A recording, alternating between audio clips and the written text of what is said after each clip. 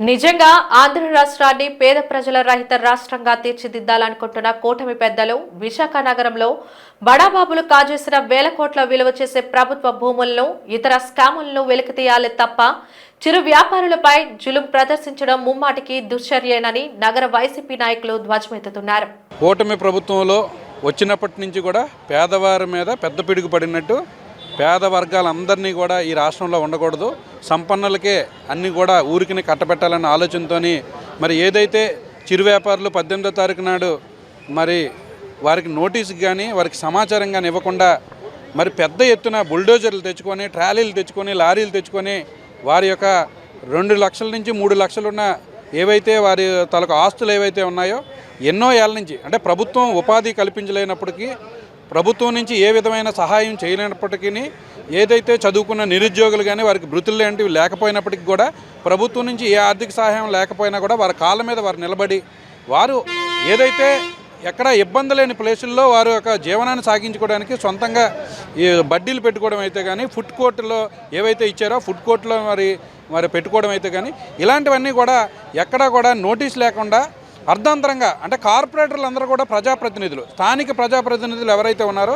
వారందరూ కూడా ఊర్లో లేని సమయం చూసుకొని ఎమ్మెల్యేలు అందరూ కూడా మూకమ్మడిగా ఐఏఎస్ ఆఫీసర్లతోని చంద్రబాబు నాయుడు గారు ఏవైతే ఈ యొక్క నగరంలో ఎక్కడా కూడా ఫుట్పాత్ల మీద ఏదైతే బడ్డీలు కూడా ఉండకూడదు, నాకు ఈ రాష్ట్రంలో ఏదైనా పెద్ద పారిశ్రామికలు వచ్చినప్పుడు ఎవడు పేదవాడు కనబడకూడదు అనే దుర్మార్గమైన ఆలోచనతో వారందరూ కూడా ఎమ్మెల్యేలు అందరూ కూడా కూడబలుక్కొని మేము అసెంబ్లీకి వెళ్ళిపోతాం, వాళ్ళ ఎలగాలు లేరు కాబట్టి మీ పని మీరు చేయండి అని చెప్పి డైరెక్టర్గా అధికారులకి చెప్పి మరి ఈ యొక్క బడ్డీలు తొలగించడం అనేది దుర్మార్గపు చర్య. కోర్టు ఆర్డర్ల ప్రకారంగా వాళ్ళు తాలూకా జనసేన తాలూకా కార్పొరేటర్ ఎవరైతే ఉన్నారో పీతల యాదవ్ ఉన్నారో ఆయనే కోర్టుకు వెళ్ళి కోర్టు నుంచి ఆర్డర్ తెచ్చుకొని అక్కడ నుండి మళ్ళీ చీఫ్ సెక్రటరీకి పంపించి చీఫ్ సెక్రటరీతో వచ్చిన సంతకం ప్రకారంగానే ఈరోజు జీవీఎంసీ కమిషనర్ కానీ కలెక్టర్ గారు కానీ ఇలా చిరు వ్యాపారుల తాలూకా పొట్టలు కొడుతున్నారు. మరి 2019లో కూడా ఇటువంటి చర్య కమిషనర్ హరినారాయణ గారు చేస్తే ఆ రోజు సుప్రీంకోర్టు దెబ్బలు పెట్టింది. అలాగే ఆ గైడ్లైన్స్ పాటించాలని హైకోర్టు కూడా మందలించడం జరిగింది. ఆయనకి 20 రోజులు జైలు శిక్ష, 1 గంట కోర్టులో కూడా నిల్చోబెట్టారు. దానికి పరిహారంగా ఆయన బయటకు వచ్చి ఇమీడియట్గా కూడా స్ట్రీట్ వెండర్ల జోలికి రావడం మానేశాడు. ఈరోజు అయితే స్ట్రీట్ వెండర్ల జోలికి వచ్చి మళ్ళీ ప్రభుత్వం పెద్ద తప్పిదం చేస్తుంది.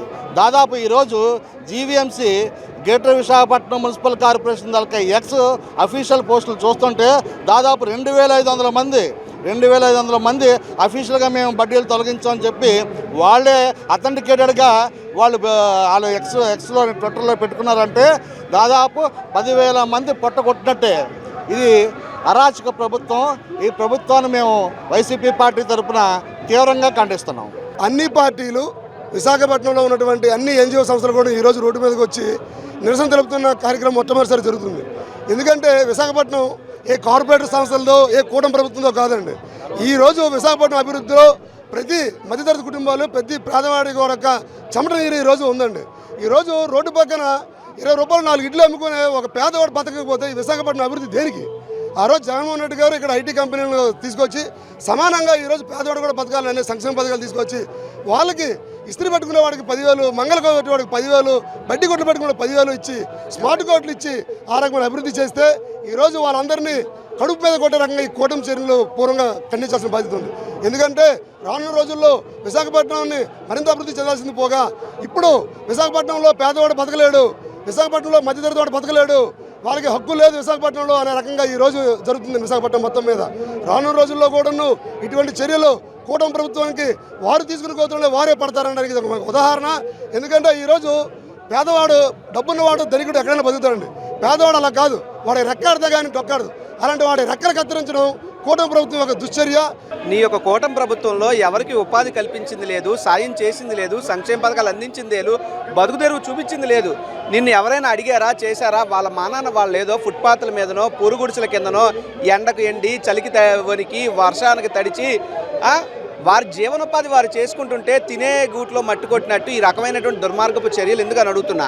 నిజంగా చంద్రబాబు నాయుడు గారి ప్రభుత్వానికో లేదా నూతనంగా వచ్చినటువంటి కమిషనర్ కేతన్ గారికో లేదా మేయర్కో ఎమ్మెల్యేలకో కార్పొరేటర్కో చిత్తశుద్ధి ఉంటే తీయండి. విశాఖపట్నంలో 1,00,000 కోట్ల భూ కుంభకోణం జరిగిందని చెప్పారు కదా, దాని మీద ఏం చేస్తున్నారు?